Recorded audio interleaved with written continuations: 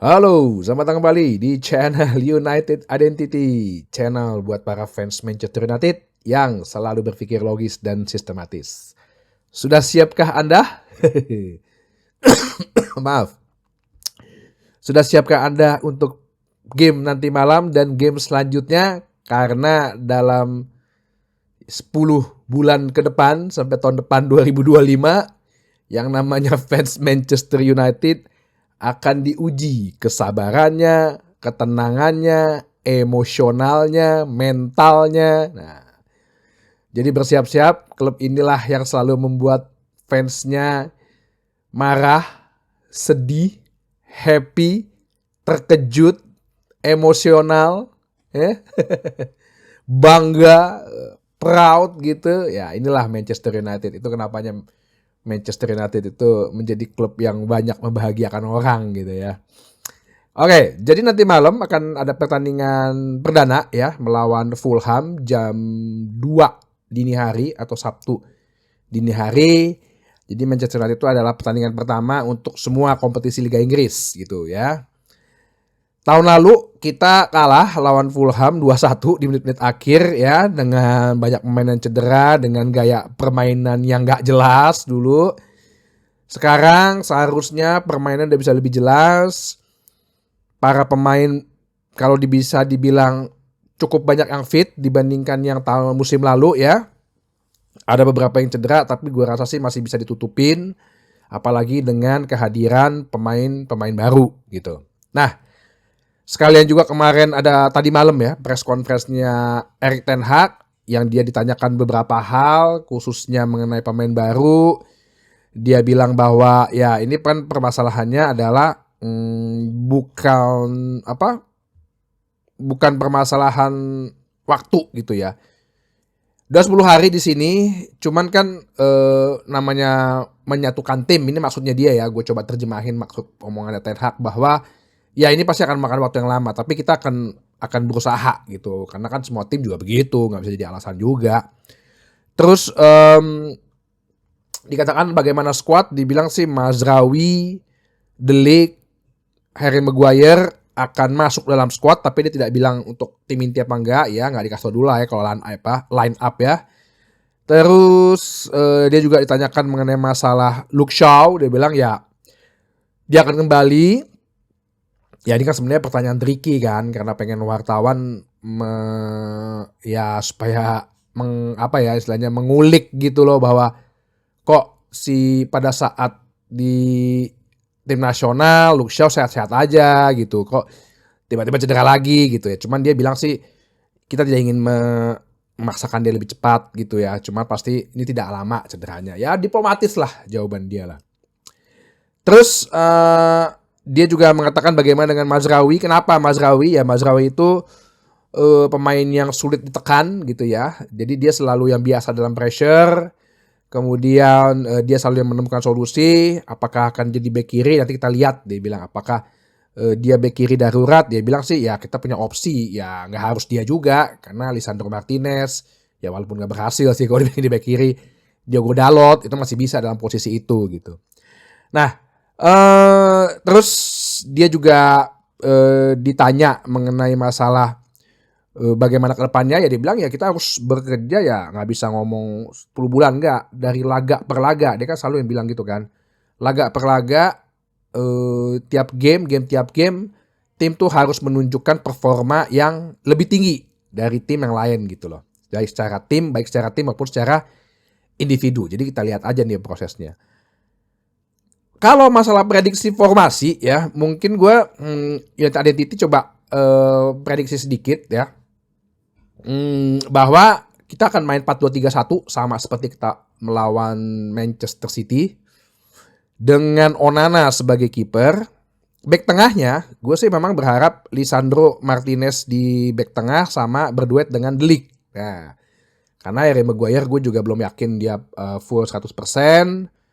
Lindelof kayaknya ada kemungkinan besar mau dijual, jadi kayaknya nggak masuk line up ya, bisa jadi gitu ya. Dan lainnya cedera kan, kita lihat aja.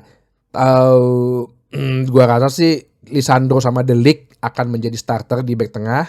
Nah untuk back kiri back kanannya nih, Apakah Mazraoui di bek kiri? Kalau menurut prediksi United Identity, Mazraoui justru di bek kanan.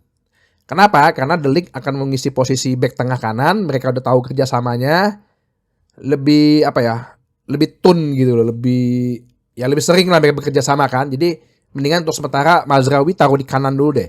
Biar Dalot taruh di kiri. Karena kan sama Lisandro sama Dalot kan sebenarnya udah berapa kali dalam posisi yang sama gitu kan. Di sebelah bagian kiri pertahanan.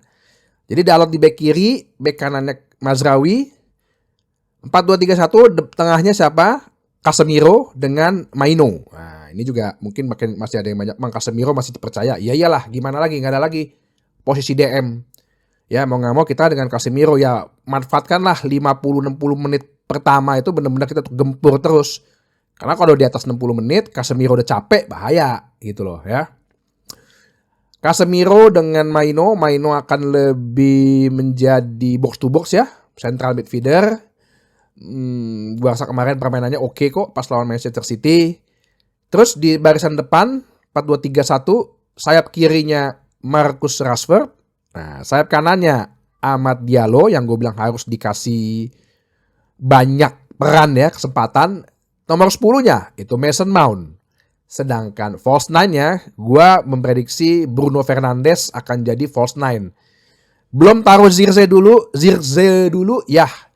Gue rasa kita belum taruh Zirkzee dulu. Nanti gue bilang pasti akan ada jadi kejutan gitu ya. Kalau mungkin udah buntu 50 menit gak ada cetak gol, ya gue rasa sih Zirkzee dimasukin. Bisa jadi Mason Mount itu diganti gitu. Terus gaya apa yang akan diterapkan nanti di lapangan? Gue sih tetap berharap gaya main yang pernah gue bahas juga ya. Pada saat kita bertahan itu pakai 4-2-4. Terus pada saat membangun serangan, Onana adalah orang pertama yang megang bola. Di mana nanti si bek kiri, bek kanannya lebih ke inverted untuk membuka sayap. Rashford sama Ahmad rajin turun depan ke bawah dan menyerang. Terus ya Casemiro bisa untuk membackup barisan pertahanan untuk menjadi bek kanan, bek kiri, bek tengah. Maino gue rasa juga harus bisa membuka penyerangan 4-2-4 pada saat menekan pressing lawan juga. Ketika duanya berarti Bruno sama Mount kan yang gue rasa punya mobilitas tinggi, ya itu harus diterapkan gitu loh.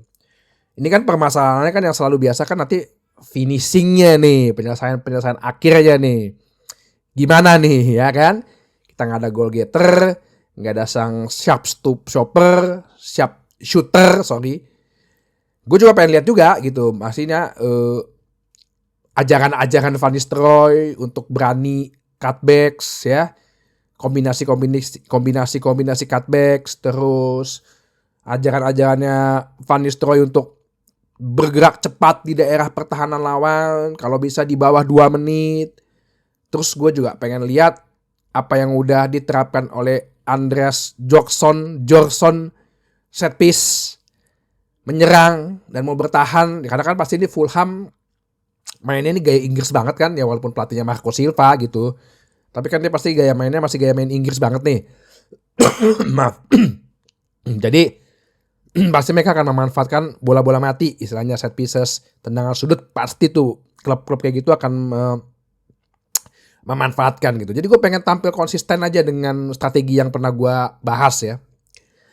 Jangan kaget juga, ini juga pasti akan banyak kesalahan-kesalahan dalam arti salah passing, tendangan finishingnya ada yang ke atas, finishingnya ada yang lemah ketangkap kiper, atau ya pastilah game pertama itu pasti ya gugupnya pemain, gugup loh walaupun dia pemain profesional tuh bisa ada gugupnya.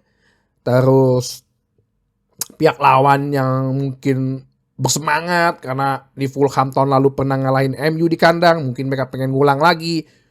Faktor-faktor gitu X itu bisa aja terjadi gitu. Jadi ini bukannya football manager, bukannya main FIFA atau FC sekarang namanya gitu ya. Bukan begitu gitu loh ya. Banyak faktor-faktornya, faktor-faktor yang di luar non teknis tuh bisa aja keputusan wasit gitu. Cuman yang penting kalau sistem permainannya konsisten dari kemarin seperti yang udah Ten Hag gariskan gitu ya, blueprint kan gitu ya, gue rasa sih Kemenangan seharusnya bisa ada. Kemenangan gue bisa ada.